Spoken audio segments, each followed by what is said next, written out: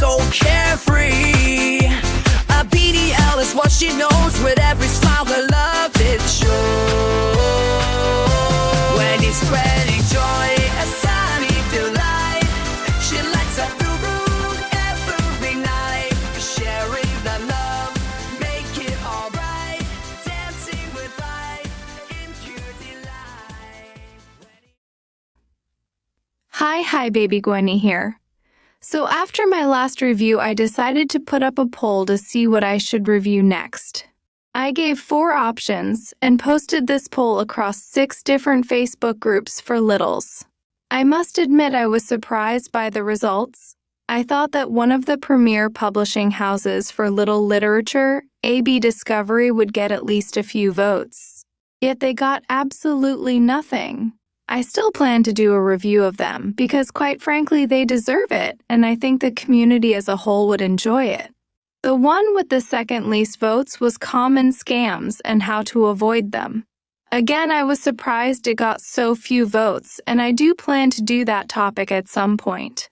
So it became a race between Basics of Babies and Intro to the Community and the Lone Star Little series.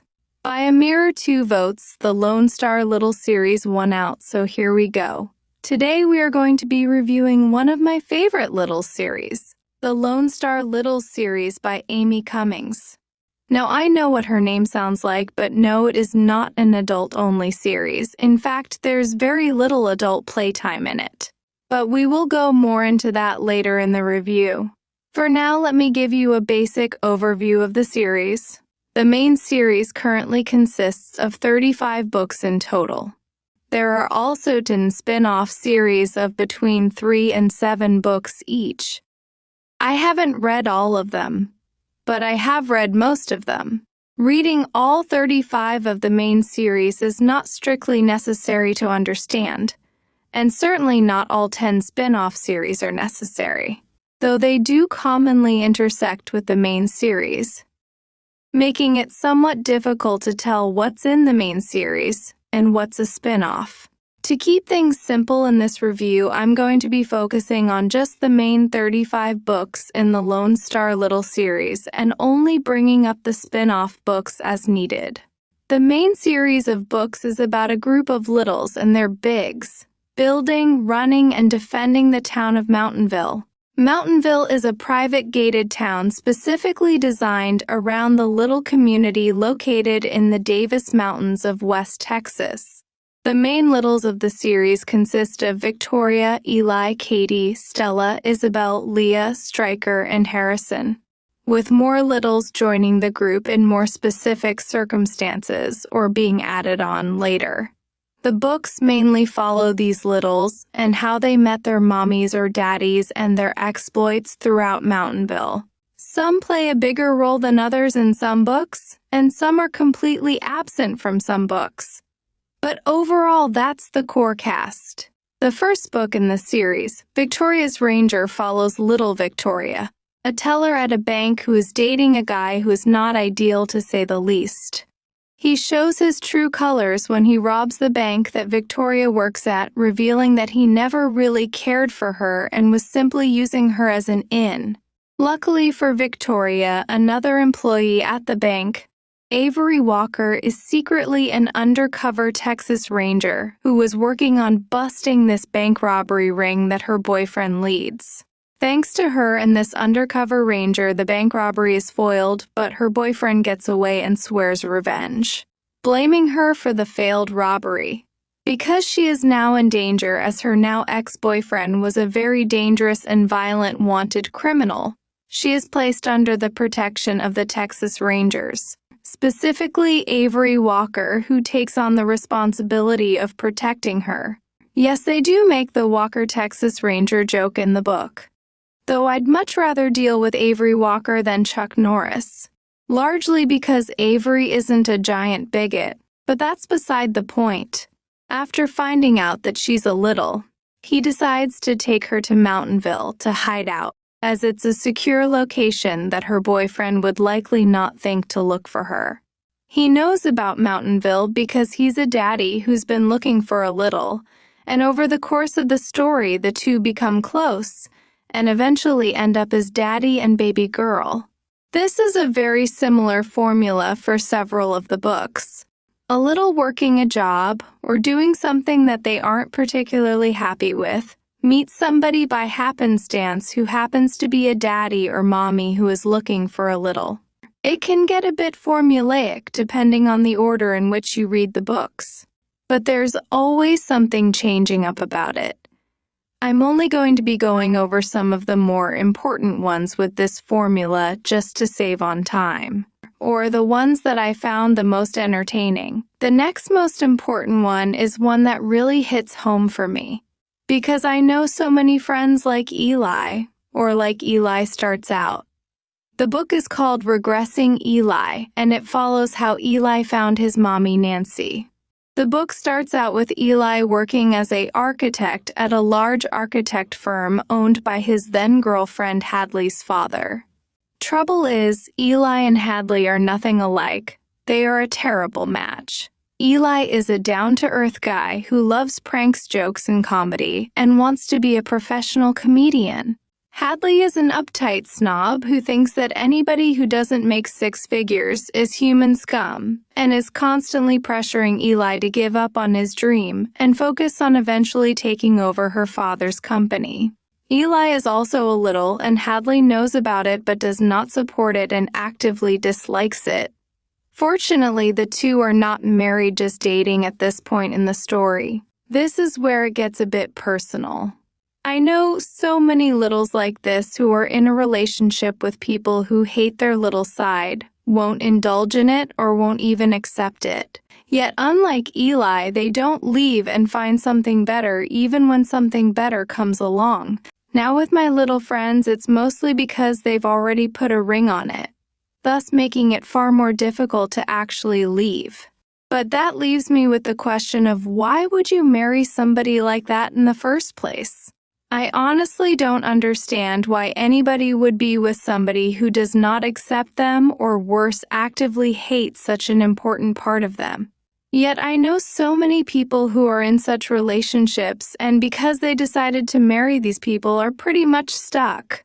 So this book really resonated with me because I know so many littles like Eli, and I feel for him so much throughout this book.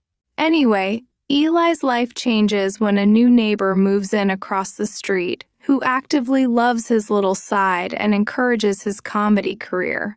Nancy isn't a mommy at first when she accidentally opens a package that was wrongfully delivered to her.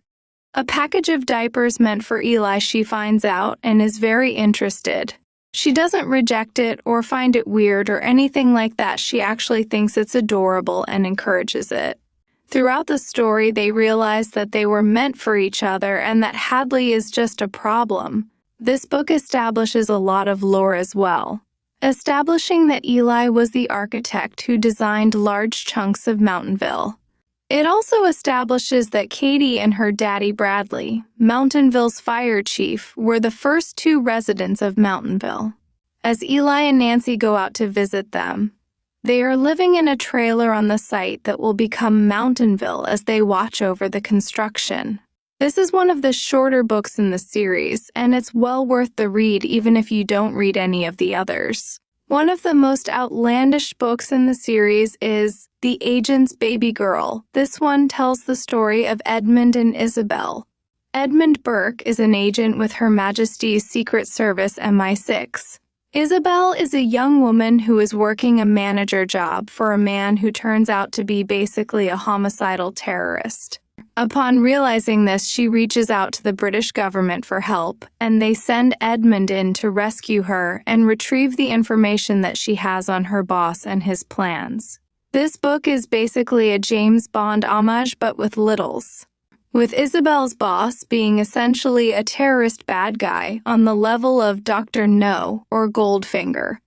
Once again, it pairs up a little and a daddy, as Edmund is a daddy looking for a little and Isabel is a little, although she isn't completely aware of it yet. When it turns out that Isabel's boss's plan is being executed from West Texas right near Mountainville, Edmund and Isabel go undercover as Daddy and Little in order to stay in Mountainville and try to foil her boss's plan. Over the course of the story, it turns from them pretending to be a daddy and his little, into it actually becoming such. The final one with this formula I'm going to go over in this review is A Mommy for Harrison. The others are good, and I highly encourage you to read as many of them as you can. But if you read too many of these in this formula in a row, it can get a little stale. So I'm just highlighting the best of the ones with this particular formula. A Mommy for Harrison follows the actor Harrison Trent, a big-time action movie star in Hollywood, California. He's basically this world's equivalent of Vin Diesel. Side note, there's actually a rumor that I heard a while back that the real Vin Diesel is secretly a little. I don't know if Miss Cummings had heard this rumor before and thus based this book on it. But if so, then I love the reference, and if not, then it is an astounding coincidence. Anyway, Harrison Trent is a big-time action movie star, but he's also relatively new to the scene, and his career could be completely destroyed by him being outed as a little. He's put under a lot of stress by this, and keeping this secret inevitably ends with him spiraling into a cycle of self-destruction. After he's caught drunk driving in his car, loaded down with diapers and baby gear in plain view, it looks as though his career is tanked. But fortunately for him, the officer that pulls him over also happens to be a little. Instead of him being arrested, his car towed, and him being outed, this police officer decides instead to call a daddy that he knows in the community. This daddy, Grant Baker, is also a major celebrity who is a much older and more well-established actor. Thus, he's able to help Harrison. Through Grant, he is introduced to the rest of the little community in Hollywood, which is apparently very vast. And he is also introduced to a woman named Diana, who helps him get back on his feet and eventually becomes his mommy. This book is actually not in the main series, but is actually book number 6 in the West Coast Darlings series, one of the spin-off series, but it does introduce the character of Harrison, who is very important in the main series. Those are, in my opinion, the best books in the series of this formula. The other formula that these books often take is there is some mystery or threat to the town of Mountainville. The main littles have to work with their bigs, combining their skills to solve the mystery, save the town, and maybe make a new friend or two along the way. My personal 2 favorite of these are Mountainville Forever and Camp Mountainville. Mountainville Forever is an excellent book that brings in a few of the spin-off series, especially the spin-off series The Badland Lords, which is about a motorcycle club called the Badland Lords across Arizona and New Mexico, where the main players in the gang are daddies with their own littles. Also an excellent series. Currently only 3 books, but all 3 are worth reading. Anyway, the main story of Mountainville Forever involves a new arrival to Mountainville, one Christopher Ball. Christopher is a wealthy oil baron from Dallas. Basically a J.R. Ewing type, he arrives in Mountainville with his mommy and nanny, the town's mayor. Mayor Bascon, a daddy whose little was a minor antagonist in Victoria's Ranger, is hoping to get him on as an investor as the town is not doing terribly well financially. Trouble starts, however, when a series of overly mean pranks are played on Christopher, his mommy, and his nanny. And the main littles from the series are blamed for them, despite them not having actually done the pranks and actively trying to befriend Christopher.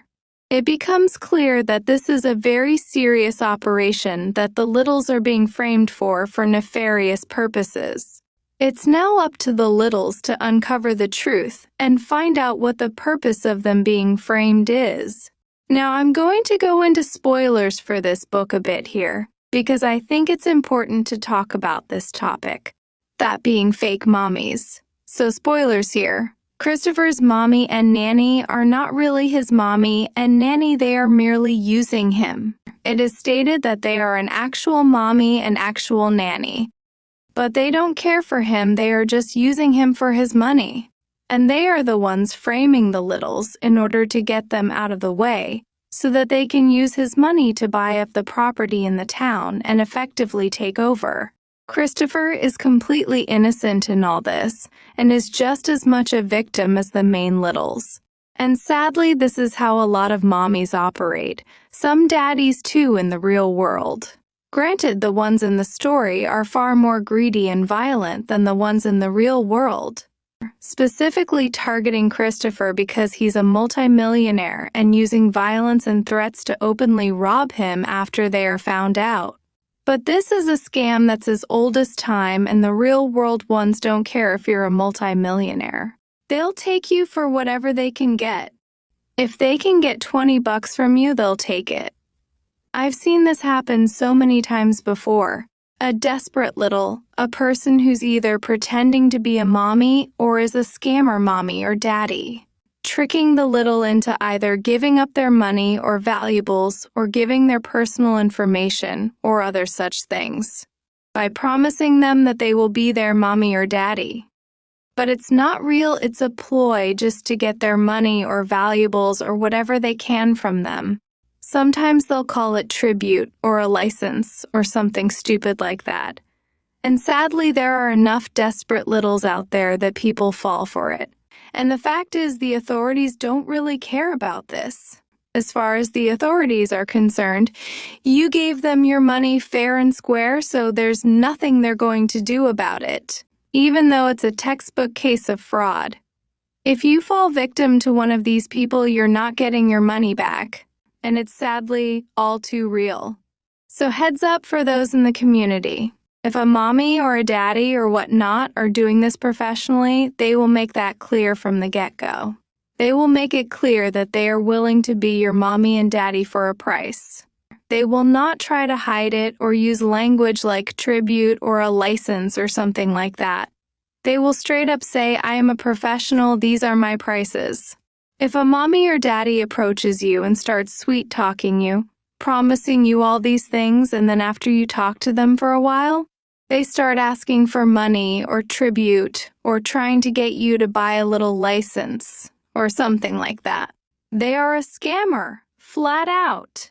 A real mommy or daddy would not do that. They would not ask for that, and a professional would make it clear up front that they are doing it as a business. Do not give your personal information, your money, or buy things for a mommy or daddy on the promise that they will take care of you. 9 times out of 10, they will not, and it is just a scam. It is a very, very common one that sadly works all too often, and those whose job it is to stop it don't care about it. The only reason that Christopher actively gets some of his money back and his mommy and nanny end up going to prison at the end of the book is because they literally held him at gunpoint at the end of the book. If they had not gone crazy and literally tried to hold him for ransom at gunpoint, they would have gotten away with it, or at least gotten away with some of his money. They could have just taken what money they could and disappeared.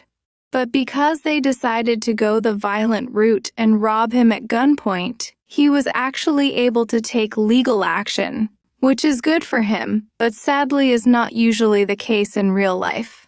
This book also hits a bit close to home since I have seen so many of these scammers just blatantly pulling these scams and getting away with it because they aren't actually taking it to that violent extreme. So just be safe, everybody. You need to vet a mommy or daddy very carefully. No matter how desperate you are, it's not worth the risk. Do your research and make sure that they aren't trying to pull something. There are ways to spot these people, and most of them are not subtle about it. So if you keep your wits about you, you'll likely be fine. It's just there are so many out there. Not saying don't look for a mommy or daddy, but be careful when you do. There are real mommies and daddies out there. But finding them, and more specifically, finding the right one for you, is not an easy process. It will likely take years of hard work, risks, perseverance, and luck. But if you can manage it, it is worth the effort. The final specific book I'm going to talk about is Camp Mountainville. In this book, the littles go to a summer camp specifically for littles, owned by Grant Baker, the daddy from A Mommy for Harrison. Grant bought the camp with intent on it being a gift for his little Evie. But there's a problem with the camp: it's not making money.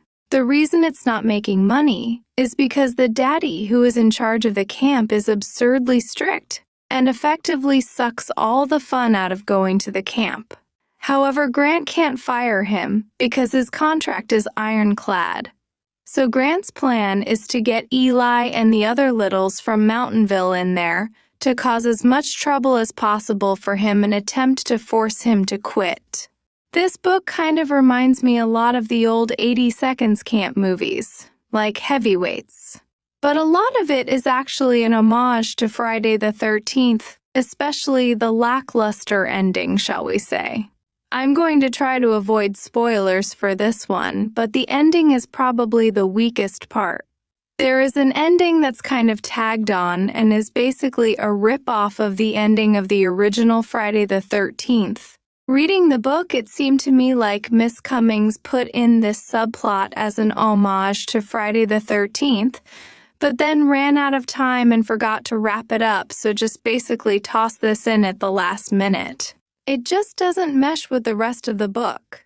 It introduces new characters never before hinted at out of nowhere, and tries to shoehorn in a solution to the subplot that doesn't really belong. It's a classic mystery writer's mistake. When writing a mystery, it's a delicate balance between leaving enough clues for your readers to figure it out but not making it obvious. So, a lot of writers will just throw in a completely unforeshadowed character at the end, coming completely out of left field. But this is not a good mystery. If you had no idea that this other character who was responsible for it didn't exist, there was no way you could have possibly figured it out.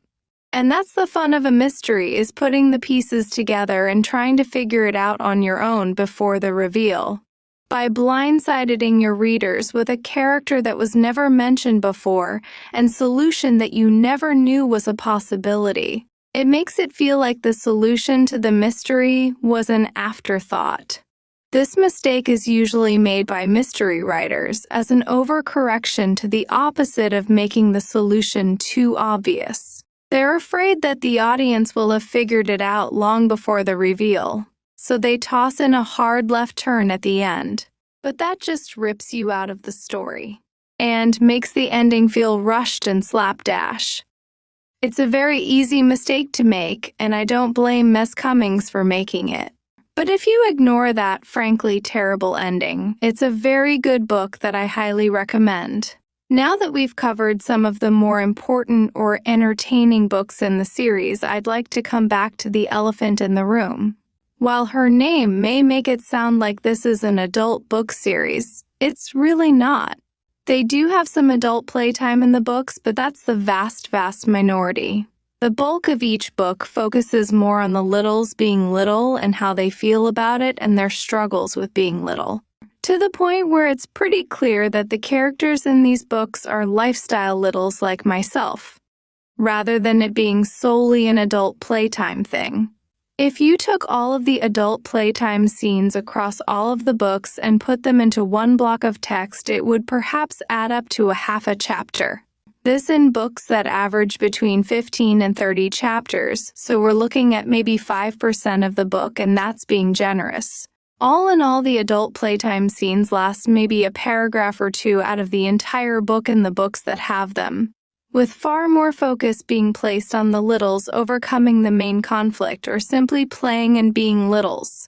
To put it bluntly, there is very little indication that anybody in the book sees it as a kink. Just like me, they see it as more of a lifestyle. They do refer to it as a kink in later books, but only offhand, and their actions speak louder than their words. If I were to give it a movie rating based on the amount of adult interactions in the books, most of the books would be PG or PG-13, maybe a couple of R's thrown in there. If these were made into movies and copied exactly from the books, not a single one would get an X rating. And that's fine by me. It just shows that Miss Cummings understands that the community is not just an adult thing, and it makes me suspect that she herself is part of the community. If she isn't, she's clearly done her research, as her level of understanding about the little community and the mindsets of littles would be very impressive if not. What adult references and playtime is in the books is so brief, so nondescript, and over so quickly that I suspect that putting these adult scenes in there may have been an editorial mandate. Perhaps from her publisher or editor or somebody who doesn't understand the little community like Miss Cummings clearly does. In the first book, there is, to my recollection, one adult playtime scene that takes up a paragraph. Meanwhile, there are 3 to 4 whole chapters of Victoria playing at a little daycare with other littles and dealing with the types of problems that little kids would face at a daycare, with no indication of any adult themes. Some may still label this series as an adults-only series, but that clearly was not the intent. Miss Cummings is clearly writing little fiction for the little community, and this massive lack of adult themes in these books is something I greatly appreciate. And I'm positive a massive part of the little community will agree with me on that. I've got a pretty good library of ones that don't focus purely on the adult side, and a good chunk of that library as part of the Lone Star Littles or Other series by Amy Cummings. But I think I've harped on that long enough. If you'd like to try and read these books for yourself, a great deal of them are available on Audible in audiobook format. And all of them, to my knowledge, are available via Kindle. It is my official recommendation to read the books in order if possible. But again, they aren't very well labeled as which book is which in which series. The ones I spent the bulk of this review summarizing are probably the best and most important ones in the series. But Miss Cummings does a very good job of keeping people up to date on the important stuff that might have been missed if a book was skipped. So it's not quite as important to read them in order if you can't find them in order. She does a very good job of naturally hitting the important bullet points that you need to know from previous books. If you pick up a book that is from later in the series, you might be lost for half a chapter to a chapter at most, but you'll get the gist of what's changed in between books pretty quick. Personally, I recommend starting with the first book, and if you don't like the first book, you may not like the rest of the series. But if you do want to continue with the rest of the series, I would read them in this order if possible. Victoria's Ranger, Regressing Eli, Katie's Big Adventure, Saving Stella, The Agent's Baby Girl, A Mommy for Harrison, Daddy's Little Pumpkin, Mountainville Forever, and Camp Mountainville.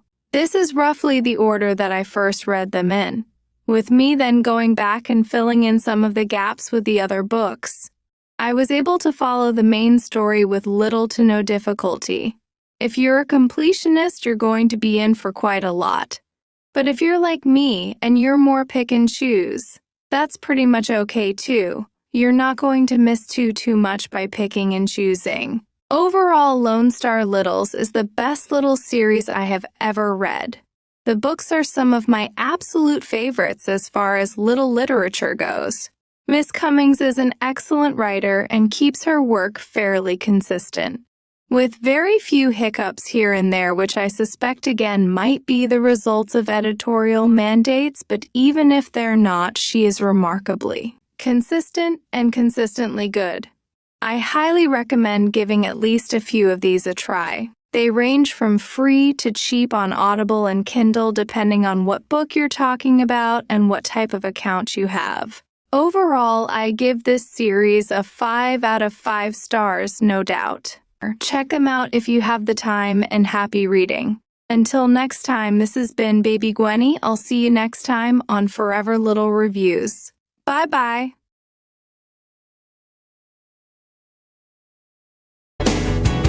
Mountainville where the sun sets low, little ones run, let the spirit show. Babes look on with a knowing smile, for here they can dream just for a while. Friends gather round the great ball pit, laughter echoes a perfect fit. In Mountainville we're standing tall, backing each other,